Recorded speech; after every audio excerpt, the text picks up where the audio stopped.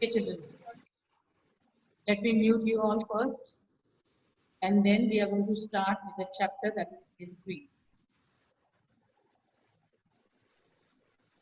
Now, when you study this, then as we had done in your class 9, I don't know about the D section, how the D section used to study, but here just now just close all your books and copies and listen carefully to what I'm telling in a story form. Is that clear? Afterward, you can open your book and you are going to understand each and everything. Once we have completed the explanation of the chapter, we are going to start writing the notes. This time, I will not make a mark in the book. I'm going to dictate to you all. Is that clear? We are talking. We are talking of nationalism. Nationalism in Europe. Okay. Basically, nationalism in Europe. When we talk about, so first you have to understand exactly what is the meaning of nationalism. Okay. This means that when the people of the country are ready to sacrifice their life, when this kind of spirit comes into the people, into the mind of the people, that is called as nationalism. And nationalism came somewhere in Europe in the 19th century, whereas it was totally absent from our country, and that is why we became a victim of imperialism. I hope you all know what is the meaning of imperialism. Imperialism means the powerful nations subjugated us, or they made us their victim, and they ruled over us for many years. This is called as what? Imperialism. Britishers were called as imperialists, and we were called as what? We were called as the colonies of the British. Okay, the spirit of nationalism came.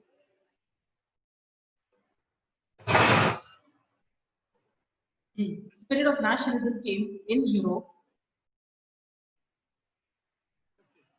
in the 19th century, whereas it was completely absent from our country. In fact, in our country, it came after 100 years, and Mahatma Gandhi came to the freedom struggle scenario. And that was the time when we were all ready to sacrifice our life for the freedom of our country. This is called as nationalism. Your chapter begins with one example, one story that was a painting was made. A painting was made by a person who was called as Frederick Sorio. He made a painting which was having 4 volumes. It was called as National and Social Democratic Social Republic or Social Democratic and Social Republic of various nations. Okay, in this painting, he had depicted that all the countries of the Europe continent, they all were marching in a long procession, each carrying the flag of its own, and then they were passing uh, past the Statue of Liberty. The Statue of Liberty was having two things in her hand. One, she was having the Charter of Rights of Men, or on the other hand, she was having the Torch of Enlightenment. Okay. Then in the sky, they could see all the angels, all the saints, and all their blessings. They are showering their blessings on these people who are marching. Okay. On the ground laid all kind of symbols of monarchy, absolutism. The word in your book is absolutism, means one person who's ruling. Okay. Now leading this procession, leading this procession was United States of America, followed by Switzerland, followed by France, which was already independent. We are talking of the year 1848. Which year? 1848. It was made by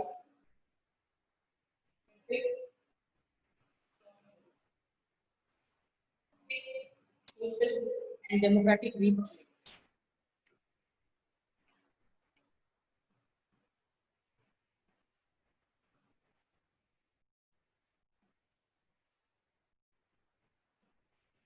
Social and Democratic Republic. Now, leading the procession was USA. It was followed by Switzerland. Then it was followed by France. Then it was by Germany, Italy, Lombardy, Sicily. Then Russia. Then Austria, and so on. Various people were marching behind the Statue of Liberty and paying their homage to the Statue of Liberty. Okay. Very important thing is to note over here is this, that Germany and Italy, these two countries were not there in this year. That is 1848. There was no country.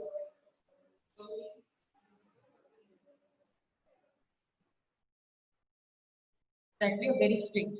Yet these people were marching. These people were marching. That is, the people of these countries were wanting to create their country as a nation.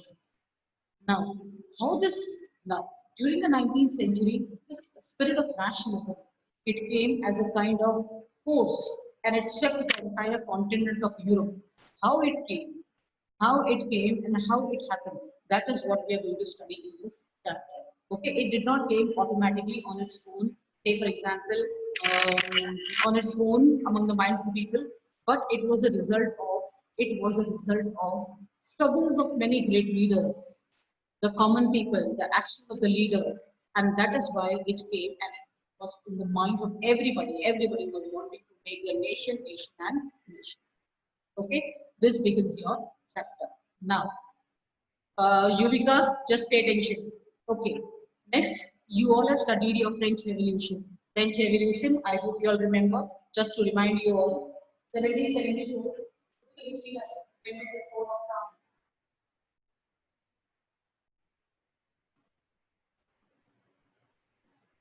Okay, 1774, Louis XVI ascended the throne of France.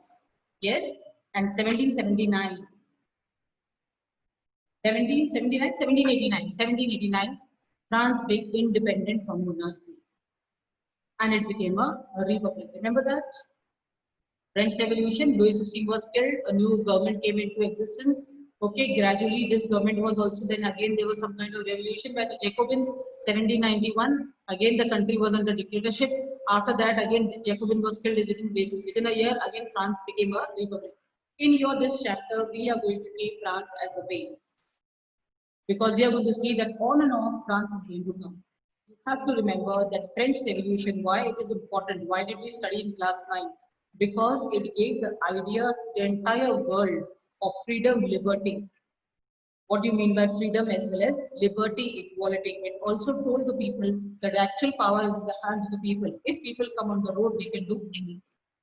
Okay, that is why this French Revolution continued to inspire people all over not only Europe but all over the world. Even in our country, Raja Ram Mohan Roy and many other leaders, they were highly inspired by French Revolution. Anyway, let us come back to French Revolution as you studied 1789 French Revolution occurred in France. And from absolute monarchy, France was converted into a republic. The moment it was converted into a republic, the people of France, children, please stop fidgeting. हिलना डुलना बंद करो और सिर्फ सुनो ध्यान से. The moment France became a republic, it undertook various measures. Arpita, this Isha Patira, Arpit, Karthik Bhargav, Ishita Sood, R.N. Vijay. Why can't I see your faces? हटा दूंगे तेरे को Ishita Sood. Or again and again I have to remind you all. Karthik Bhargav, since you are very much this thing, not to show your face, so let me remove you.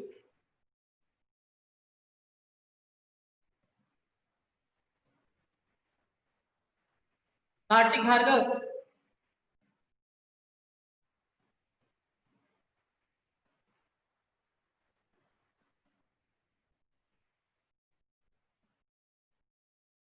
Okay, anyways.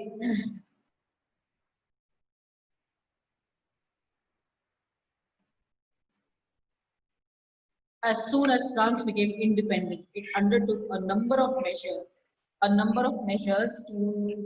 to imbibe the sense of collective identity or unity among the country. Okay, okay. Let us see what was the measures which was taken by France to create a sense of collective belonging, a sense of collective identity. First of all, ideas. The country was called as La Patrie, fatherland. Patrie means the La Patrie, the fatherland. Everybody was called citizen or citione. Is that clear? Nash, the estate general, which was the three estate, first, second, and third estate, it was renamed, it was elected, and it was renamed as National Assembly. Okay, the royal standard, which was the flag of the monarch, that was removed, and it was now a tricolor was introduced. Oaths were taken, martyrs were commemorated, songs were compiled, okay, hymns were composed. A centralized administrative system was formulated with the uniform laws for each and every one. Weights and measurements was adopted. Is that clear? And then internal custom duties were removed, and France also declared to all the countries of especially Europe that whoever is going to fight for independence, we are going to come for their rescue. Inspired by France in Holland and many other places, a number of a number of people they got collected and they formed their Jacobin. That clear? Okay. So in this manner, France created a also France as it was spoken in Paris that was introduced and all kind of regional dialects were banned.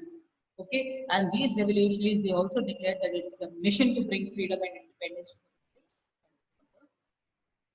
Okay, we are talking of the year 70, 70. Okay, this is going to continue. Please, children, please remember the years because each and everything is connected to each other. This is going to continue. Which year? 1804. Is that clear? Okay. Yes or no, children? Thumbs up. Okay. 1804, again some change happened in France.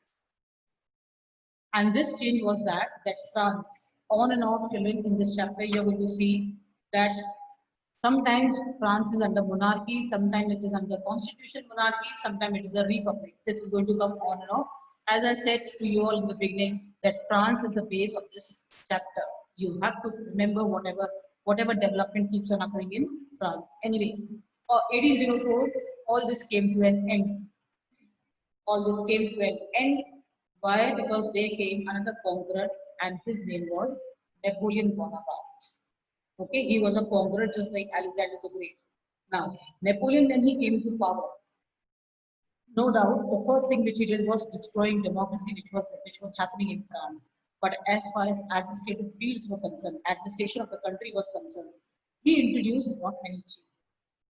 And those changes made the entire country system more efficient, more rational.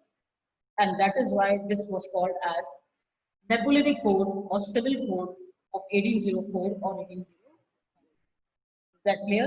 Okay, let us see what was Napoleonic Code or Civil Code.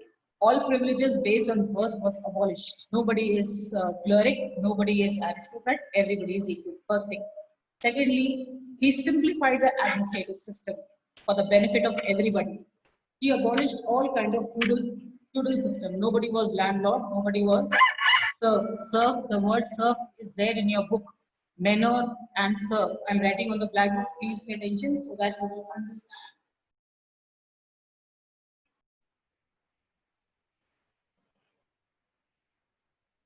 SERF, serf means slave. The slaves used to work, and manor means the lord of the manor, the house, the great house, the landlords. They were called as manorial dues. So all manorial dues or all landlord dues were removed.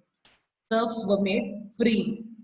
Napoleon freed the peasants from serfdom and manorial dues. Serfdom means that from all kind of slavery as well as from all kind of dues.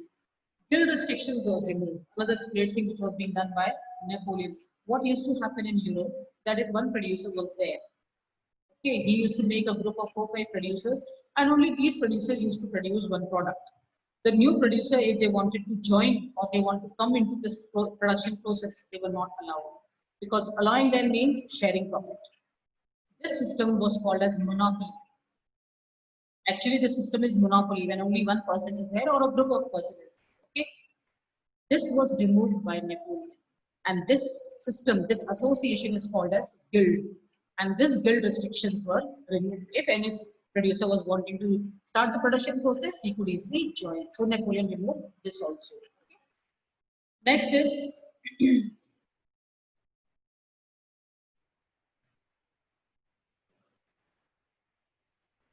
okay. He also now transport and communication system was made much more efficient.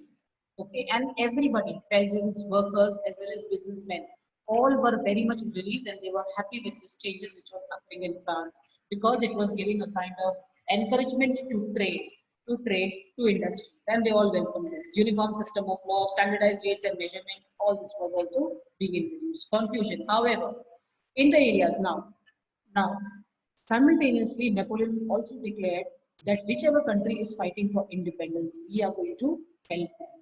So everywhere in Holland, in Belgium, in all these countries, people welcomed French army. People welcomed the French army because they considered that the French people are the harbingers of liberty. Kindly pay attention. Harbinger means the person who brings. Yes, a monsoon brings rainfall. Monsoons are the harbinger of rains. Okay, so they considered the French army as harbinger of freedom. But Napoleon, remember, Napoleon was a. Kirayu, why I am not able to see your face? Napoleon was a conqueror. He required on and off soldiers. So wherever he went, he started practicing three things. Three things post recruitment. The word in your book is recruitment in the army. That is, the word in your book is conscription. That means forced recruitment in the army. First thing. Secondly, he imposed censorship. Nobody could speak against him. And thirdly, he also implied implement various kind of taxes on these conquered territories. So initially, people who used to welcome French army gradually they became hostile towards French army because they started realizing that whatever is being done in France, that is not for. Is that clear? Everybody, the, this completes your first part. Okay, at home afterward, you may read it down. Just now, just now, we are going to continue. Okay, now, next we are going to talk about making of nationalism. Now, this is your second part. That is, we are going to talk of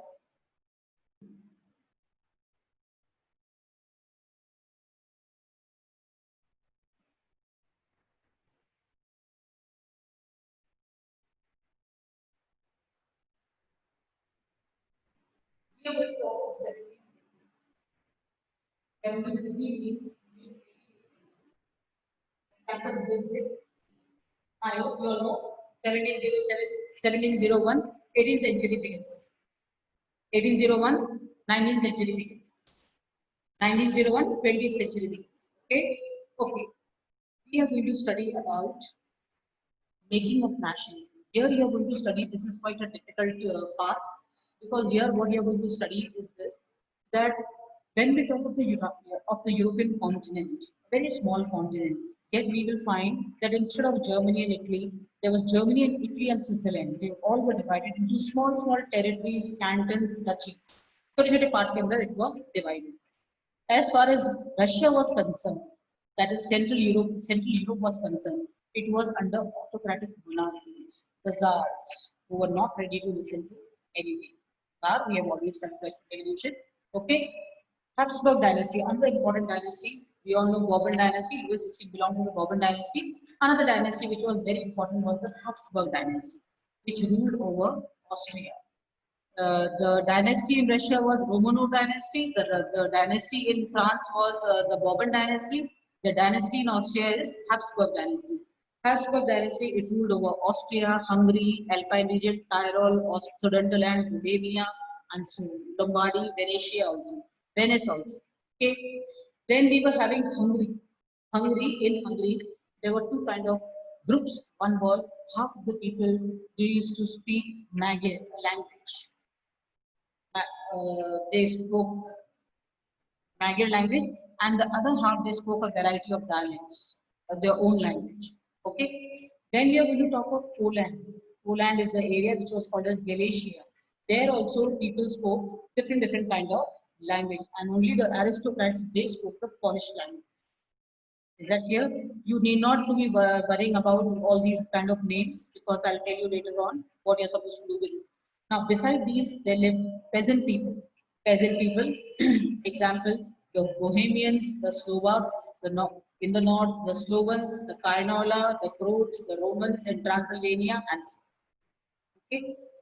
When this entire continent was divided into so many different kind of duchies, cantons, monarchies, then dynasties, then farmers, and so on, then how did the spirit of nationalism came?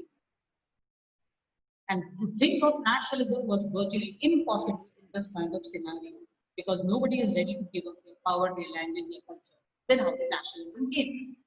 That is what we are going to. This is going to bring us to the next topic, that is aristocrats and the middle class. Okay. Now,